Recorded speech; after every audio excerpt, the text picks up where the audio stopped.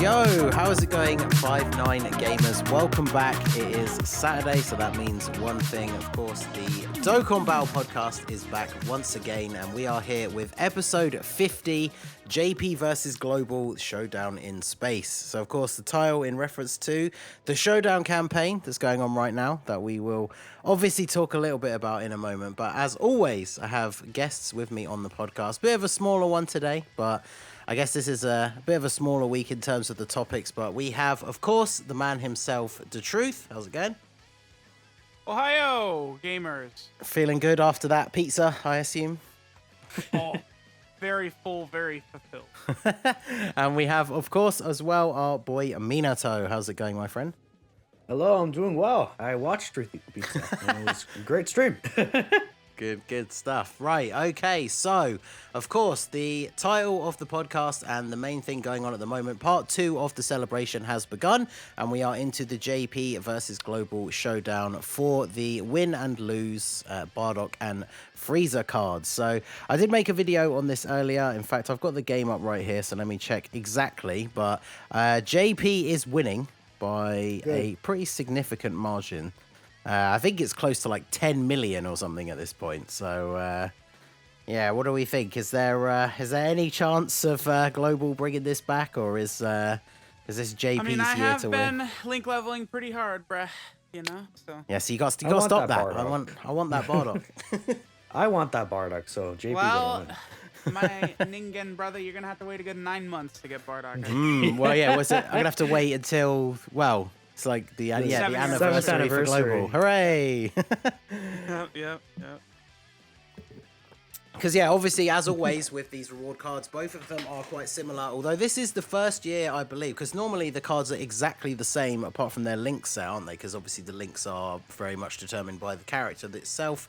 But this year, the two cards are actually slightly different. So, in terms of their overall usability, I mean, obviously, they're just URs. They don't get awakenings or anything like that. So, they're not exactly cards that people with stacked accounts are going to be running anyway. But in terms of the two cards, which one would you say is the best one?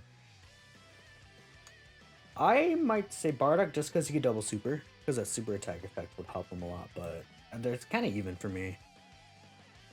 Truth, any thoughts? I actually think they're both pretty solid. Yeah. Because I was surprised. Actually.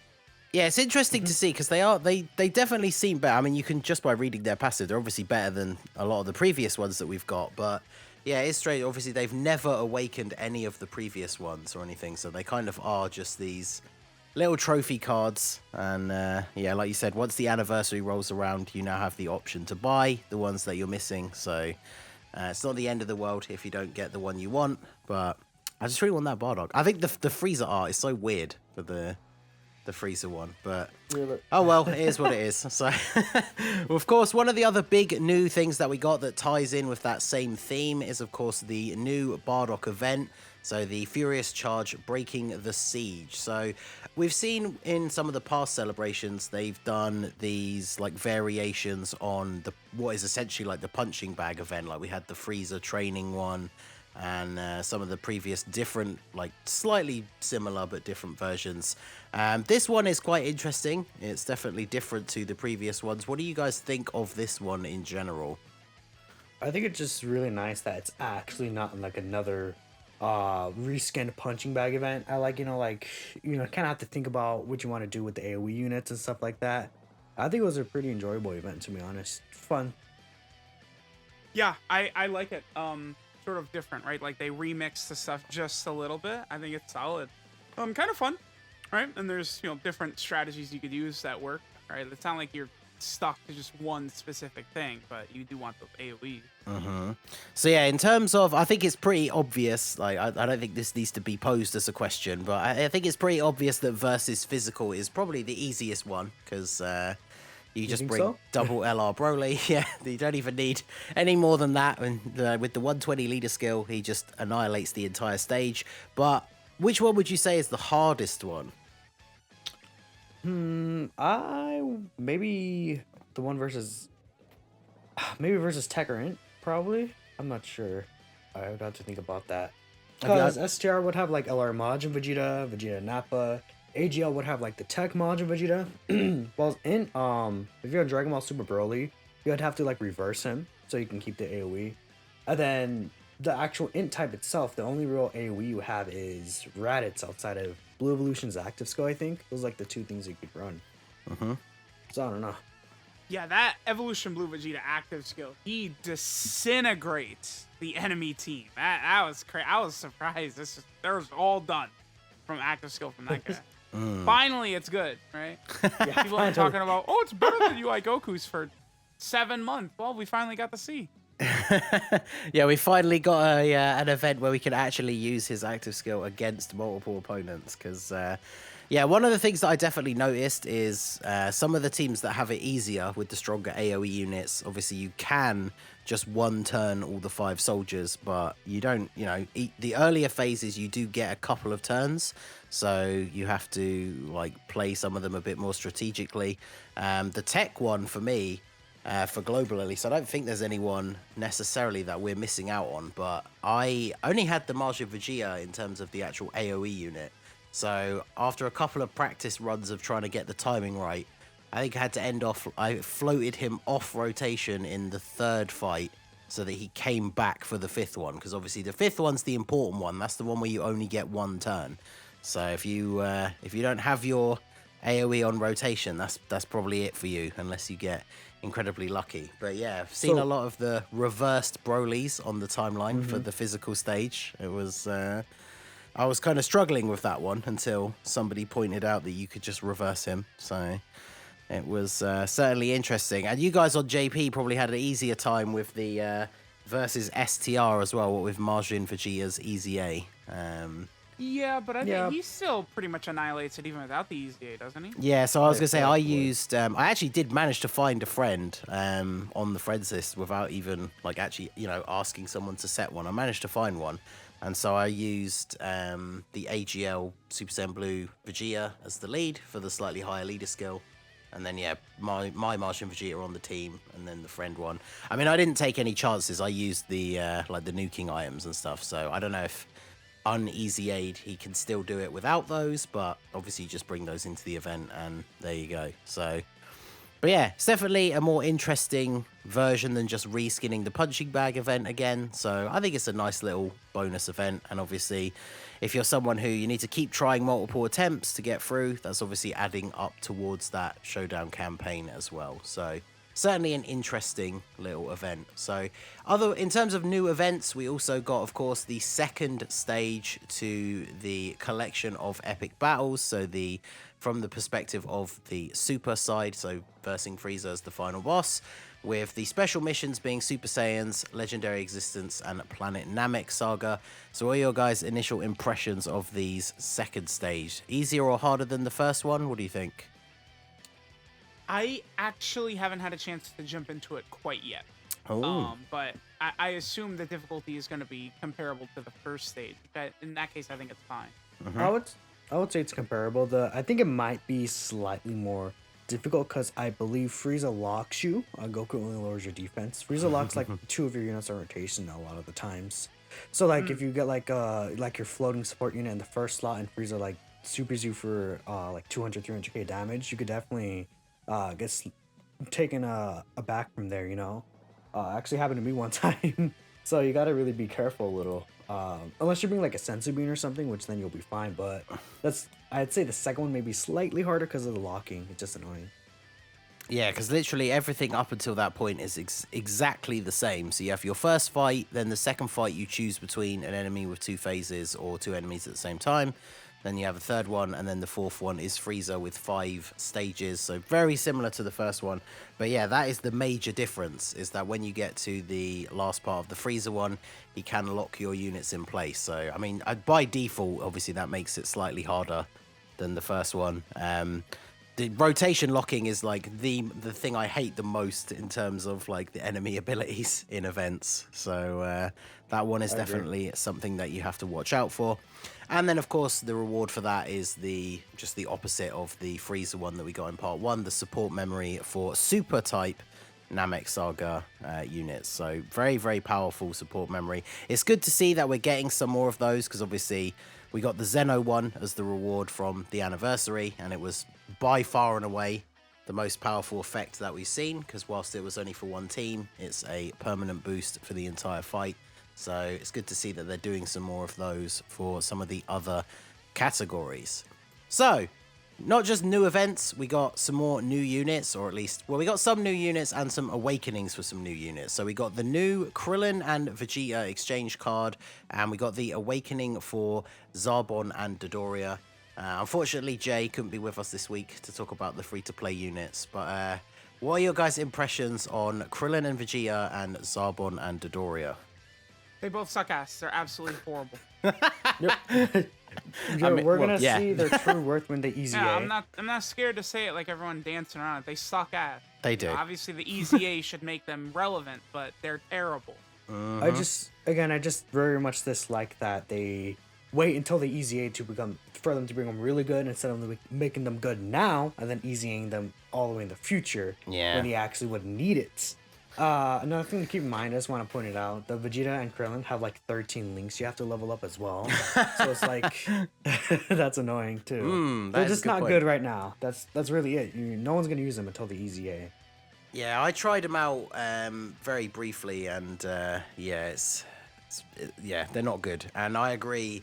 It's a very weird thing, because obviously they never, well, I say never. I think there's been the odd occasion, but they never do this with summonable units. But yeah, this whole free-to-play unit thing of just bringing out a free-to-play unit, they awaken into a TUR, but they're not very good, and then they just get an EZA straight away. So it's a weird way of doing it, but obviously, I guess because they're free-to-play units, rather than like a summonable unit that comes out and then a couple of years later it gets an EZA, with the free-to-play units, they just, in a year or so time, they just bring out new free-to-play units. But it does seem like a weird way of doing it, rather than using the EZA for what it was originally intended, which is obviously making older cards much more relevant and bringing them back into the forefront. So obviously we assume that they're gonna get EZAs, because it'd be pretty terrible otherwise. 'Cause, I mean, imagine they don't EZA. some of these card, like the design things, they just confuse me. Because like Zarbon and Dodoria, you have to have a Frieza on rotation if you want to get their maximum potential. But they don't share like any links. I think their best links with any one Frieza card, they have like 2 links with him. So it's luckily very their support. Yeah, I guess that's what they're intended for, I guess, is just being like a Space Traveling Warriors support unit. Obviously, the new Frieza and a bunch of other Friezas are on that team. So if you wanted to run Space Traveling Warriors, but, you have a Frieza on both rotations, then I guess they'd be worth using as a support unit, as long as, the final version of them is good. And then the Krillin and Vegeta, I think they suffer from that awkward thing, because they change from a super type to an extreme type as well. It kind of limits the teams you can run them on. You pretty much have to run them on a category team. And then, because they change so drastically, having the link partner for them is a bit awkward as well. I think like you said, I think the bigger issue is that rather than changing from super to extreme, which is kind of annoying sometimes, it's the links. Like all of them change, so it's like you can't really get a specific linking partner if you don't want to exchange with them. You have to it's weird. I don't like when the entire link set changes. Yeah, exactly. And like on the Namek Saga team, obviously, the existing int 50% support Extreme Vegeta obviously shares a lot of links with the actual Vegeta form once you've exchanged. But on the actual Namek Saga team, there's not really a huge amount of units that share a lot of links with the Krillin.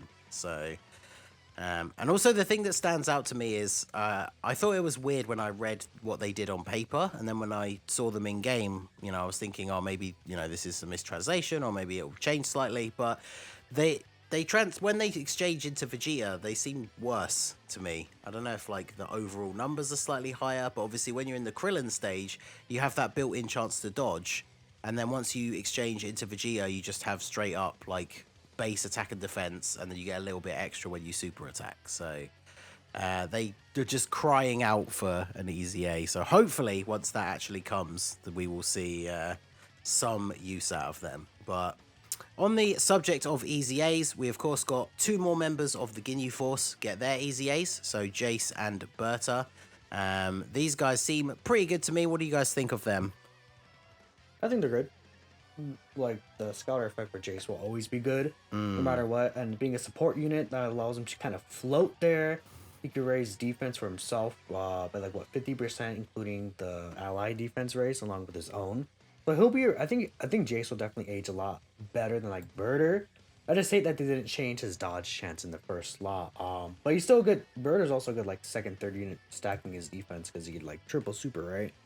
It's my thoughts. They're good, but they're not like like oh my god, amazing. Yeah, I think they're both solid. I think that Raccoon is the best of both so far, right? But Yeah, he seems it. I think Birder and Jace are pretty damn solid. Yeah, do you think Jace, because this is one of the ones, I think Jace was the one that people were looking forward to the most. So do you think Jace is now good enough to be run on some of those category teams that he's on? Because obviously gets a little bit of defense now, but that scouter ability is pretty nice. Yeah, he definitely can be. The only thing is that it's like without another Ginyu Force unit on the team, his defense I think is going to be a little bit low. So it's like you're going to want like another one of those units on there, and then the team building starts to get a little bit tight, right? Yeah. It's like maybe if there was also a Dokkan Fest Captain Ginyu, or if one of the other LRs, the physical or tech Ginyu got an EZA during the celebration, sure, but I don't. That's the only thing, is you're forced to bring multiple Ginyu Force units. Yeah, exactly. So, I mean, I guess that does give him some potential for all of them as well, because they all have some form of with another Ginyu Force ally. Because maybe one day we will get that Dokkan Fest Captain Ginyu. But obviously, you mentioned it very briefly there as well. But we do, of course, have the Int Ginyu EZA coming up soon, the last one left. And that, of course, leads us into the speculation of, do we think that one or both of the LR Ginyu Force cards would get an EZA? Because they gave us 2 in part 1, 2 in part 2. Ginyu is left, so will he come with one or both of those as well? What do we think? I think it's very possible to tech one EZAs, but we'll have to wait and see. I guess you never know. Yeah, I think either could. I mean, we would see, right? Yeah, so I think the thing that seems like it would be the most logical is once you've done Ginyu, because that's how you had to unlock the LR in the first place, I would imagine they could have it be something like, once you've EZA'd all 5 members of the Ginyu Force, it then opens up the Extreme Z area for the tech LR. It seems like the thing that would make the most sense. I would like to see the physical one get one, because obviously, really, I can't remember when exactly he came out. I'd have to double check, but that unit has been in the game for a long time, so obviously it's around the 2nd anniversary or so. Yeah, so obviously from like on the Ginyu Force team, obviously he's a really decent card because he's an LR, he's better than some of the other units, or at least he was pre-EZA. But yeah, you'd never use him anywhere else, so be interesting to see if he could get one as well. But I could definitely imagine them doing the tech one alongside the Int Captain Ginyu and have the full EZA team. So, and then in terms of EZAs, one final one that we got here in part 2 is of course the AGL transforming Goku, the counterpart to transforming Frieza. As we would have suspected, what with Frieza having the legendary existence weakness, the Goku event had the sworn enemies weakness, and just like the Frieza one, with bringing Goku, if you bring Frieza into this, obviously just absolutely annihilates it, so I'm sure nobody probably had any trouble. I feel like these two are going to be ones that you could now focus on grinding for Zenny, because I imagine people could get to some pretty crazy high stages on these ones thanks to the two new LRs. But in terms of the unit himself, what do you guys think? When you look at the AGL transforming Goku EZA, especially when you put him up next to the Frieza, what do we think of Goku? Is he good? Is he better than Frieza? Is Frieza better, but Goku's still good? What do you think? I feel like I want to use him a little bit more first, but I really think that Frieza's much more consistent link definitely helps him out. I mean, I have never been the biggest fan of these units that like really drastically change their links. One reason I've never been as high on Tech Majin Vegeta and Int Super Saiyan 3 Goku as other people, right? I feel like there is a lot of value in having like consistent links the whole way through. Frieza's just a little bit better in that like area. Plus, he's getting the extra key attack and defense against super class enemies, which is way more the game than extreme class enemies, right? Yep. I hurt Goku a little bit. earlier I was actually doing some runs on the God event with the Super Saiyan Goku's team with this Transformer Goku on there, and it's like when he transforms to Super Saiyan 3, that's when you kind of see like he starts struggling with super attacks because he loses prepare for battle to over in a blast, which is huge. So you have to kind of, it's weird to build your team around that unless you're running all units with both of those links active. I just, the one thing that really leaves a sour taste in my mouth regarding this Goku, but he's still really good. In the God event, he was like doing very fine type neutral, very good option. Because his damage reduction is just super powerful, especially with his EZA stats. He's on a lot of teams. He's not like bad or anything. He's definitely very good. I just don't know where I would put him. Since he came out like a few days ago, honestly, I would like to use him more as well. Yeah, it definitely seems like he could be good. It's nice for them to have gotten EZAs because I do feel like they had dropped off a little bit in terms of like, you know, being a high choice for some of the teams that they're on. So it's definitely an interesting choice to do both of those. They are very solid units now. And I guess after we've spent the last year or two complaining that they're on every single banner, at least most people should have them rainbow by now. So nice little extra power to your box right there. So those are the units that we got, and thanks to, I don't know whether it was a genuine mistake or something on Global, because obviously they changed it later, but when the Part 2 information came out, when Part 2 started, they showed in the news when listing the celebration details and everything that was going to be coming, we obviously got the tease for the top legendary summon banner, and they actually showed the art on there for what we assume are going to be the 2 new LRs. And like I say, it was actually changed later. I don't know how long. It was only like a few hours, I think, before I saw the tweet to say that it had been changed. But yeah, it clearly showed a Vegeta and a Gohan and Krillin. So obviously they changed it, but I mean, it's too late to change the units, I assume. So what are our thoughts on the potential for an LR Vegeta and an LR Gohan and Krillin in Part 2? What are they going to be like? What teams are they going to be on? What are we thinking for these 2 new LRs? I mean, for Vegeta, I'm pretty confident that I think it's going to be a, Vegeta exchange into Goku with the whole death scene, sort of as like the exchange animation. That's what I'm thinking of with that. Yes, I mean, who knows? Either of them, I think, has a really high chance of being a great partner for Super Saiyan Goku, though. That's one thing I'm excited for. Because like the Vegeta in the story event, you could see there's new like asset that's kind of higher quality than other old assets. Similar to how it looked the same or very similar to the free-to-play Vegeta we got, and it's him dead on the floor right there, or like after Frieza shot him with the death beam.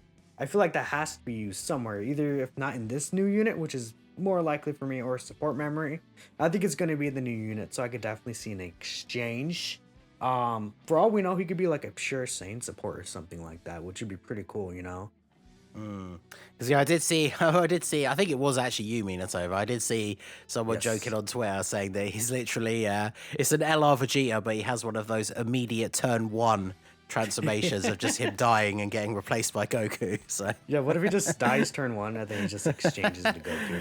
Because the thing is, as a big Vegeta fan, I was hoping for Vegeta to be the Part 2 LR, because obviously originally, as with the last couple of years, we only assumed it would be 1 new LR. I was hoping it would be Vegeta, but the thing that I had in mind was obviously the scene that we then got as the actual free-to-play unit, with him getting blasted by Krillin, getting healed by Dende, and then obviously coming back with the power-up. That was the kind of thing I was thinking for the Part 2 LR, and obviously we got that in, say, free-to-play unit instead, so it'll be interesting to see. That seems like the most, major moment other than that from that arc, for that to be incorporated somehow. So my hope is pretty high for the Vegeta card. But then Gohan and Krillin.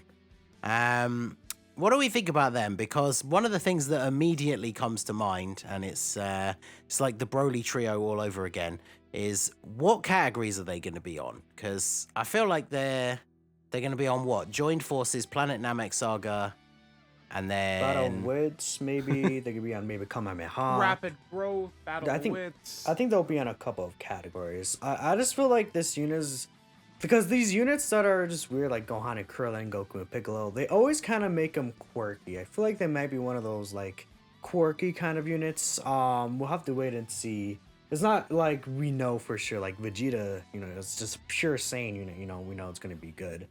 Uh that's what I think. I think they'll be fine though. They're definitely gonna be good. Yeah, I feel like they have to make them like a really, really strong card, or maybe like a card that works. Well, I was gonna say a card that works really, really well for supporting Goku, but obviously they wouldn't be on either of his categories. So I feel like with them, they have to make the card itself really, really good for people to be interested. But then I guess because it is gonna be on the one banner, I suppose as long as the Vegeta is really good and hype, people are going to be summoning anyway. But hopefully the card will actually be worth having if you do pull them. But until then, all we can really do is speculate. The banner, I'm assuming, going by the stuff that's in the news for part 2, the new sales start, I think it says the 15th. So I would say it's probably safe to assume that that's around the time that the banner's going to drop. So we'll probably get a data download the day before. So I guess we'll have to wait until then to see exactly what they are going to do. So that is it in terms of the units. We have a couple of brief things here to mention about some of the new events as well. So the Bulma Stone event, I know there was an issue on Global with the event resetting before the mission reset. So if you were one of those people who, like I often find myself, you're playing at the time when the game resets for the day. If you jumped straight in and did that event, you didn't get the actual mission clear and get the 10 stones. But it was addressed in the news. It was fixed. Anyone who did it and had missed out did get their stones. So that was fixed. But the one big question on everyone's mind is how long is this event actually going to last? Because obviously it does say in the news that it only lasts until 350 million stones are given out. So I think, wasn't it the last time they did this? It was quite a while ago, but it ended quite a lot sooner than people were expecting. So I think after day 1 of this one, it said something like 11 million stones were given out, which I think, if that is accurate, it keeps it kind of on track for how long they said it will be running for. But what do we think in terms of the this Bulma event? I think we'll kind of get a better accurate estimate of when it could end by like if we wait like 3 more days or something like that. Because for all we know, it could shoot all the way up to like 30 million today or something. Like jump by more than half of what we already got basically. I would say it'll last at least like a week and a half, probably more, maybe 2 weeks or so. At the very bare minimum. Yeah, I mean, I don't know. I always, it's like, cool, 10 stones a day or whatever. I don't know. Maybe here's where my whale privilege comes out, and I'm just not really, right? It's like, whatever. 10 stones, sure. If not 10 stones, whatever. I'm the worst person to ask about the Bulma event. All right, well, I mean, to be fair as well, it is one of those things, like, they often, every now and then in these big celebrations, they do something a little bit more generous like this, but we don't normally see something on this level where it's like, because, I mean, the event is not tough by any means, so you just jump in, takes you like a minute or two to do, and you get 10 stones. So even if it did end after a week, that's like 70 free stones that you get for basically doing nothing. So it is a nice little addition, and yeah, hopefully it can go on as long as possible, because so those of us who are not quite on the same whale level, I mean, I'll take every free stone I can get, regardless of whether I'm buying all the sales or not. So hopefully it'll go on for as long as possible. So, but it helps you set a new record for how many stones you have, right? Yeah. I got the Elder Kai, the 2 Elder Kai multis, so I'm down 100 from what I was. I'm a fraud. I'm not gonna hit 10,300. It's not happening. Damn, you hate to see it.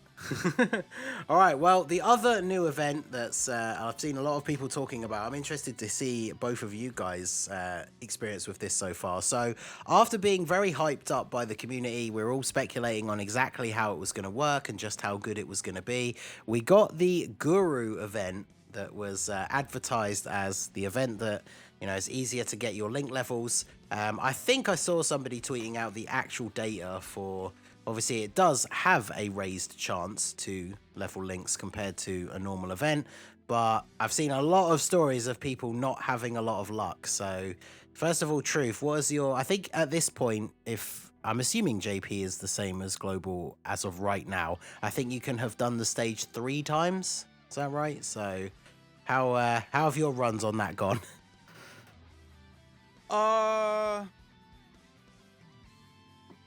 I've gotten like one level 10 link and then like almost nothing else besides that. It's the problem is that there's only one fight in it, right? They needed to have multiple fights in it for it to actually be like relative to like a quest stage. That's the issue. And yeah, Minato, how's your experience been with your 3 runs? Pretty much the same. I got a level 9 link, and really it's just like exactly what Truth said.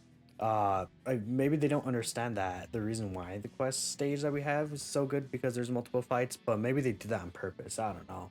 It's just like, it's fine. I would say it's more, it may be better just bring in a lot of characters that you have around more so like level 6, 7 or so, and bring them in, because I've seen a lot of people have posts on Twitter, like, you know, they have units with like 6, 7 level links, then like 5 of them get like multiple link levels or something, you know. Rather than bringing a full team of like 9s and 10s and getting just one. But I don't know, it's fine. It's something, I guess you could say. Yeah, mine was the same. I was not impressed when, because I streamed as soon as all the stuff came out, and we jumped into that event, and I took in, now to be fair, I did take in a team that I think every single unit only needed like 1 or 2 links to go from 9 to 10. So everyone was almost fully finished. And yeah, in that very first run on the first day, I didn't get a single link go up. And then I think the second day I got 1 go from 9 to 10. And then on the third day, I didn't get 1 either. So I've had a very similar experience. I have to take this brief moment though to give a special shout out to our buddy Toon Rami, who has not had a single link go up from all 3 runs. So for him and anyone else out there in the same boat, that's bad times. So it does feel like, considering the stage cost, it's 30 stamina, isn't it? So I feel like you might as well do it once a day, I guess, because there's missions for beating it a certain number of times. But it definitely doesn't seem like the great thing we were all hoping for. Because I guess if they made it like every single unit gets a guaranteed link go up, would that be too good? I mean, I don't know. It's not that's like comical. I mean, dude. is The halfway why not, point though? is when you're 1 level 9 link away, right? Like you're cutting out half of the grind. I mean, why not though? I mean, they could have. Yeah, hey. So there you go. Hopefully, you guys out there had a little bit better luck with your runs so far. But yeah, it hasn't been going super great over here. But there we go. So I believe that is everything that we have on the list for today. Like I said at the beginning, a bit of a shorter episode, a bit of a smaller crew today because there's not a huge amount going on, but obviously we wanted to be here for you guys who tune in every week to discuss the things that have been going on. So I do appreciate Minato coming out, and Truth, of course, after his feast, making it to the podcast. We appreciate it. And shout out to Troco, of course, for manning the boards behind the scenes, as always. Shout out to all of you guys for coming out and watching along. And if you did come in late or you've missed most of it, of course, it will be going up on the YouTube channel tomorrow. So keep an eye out for that. Subscribe to the channel, follow our Twitter, all our social medias, so you know when all of this stuff is going on and you don't miss a single thing. So on behalf of all of the guests here and myself, the MaskedNingen, that is it for this week, episode 50 of the podcast. And we will see you all next time. Peace out.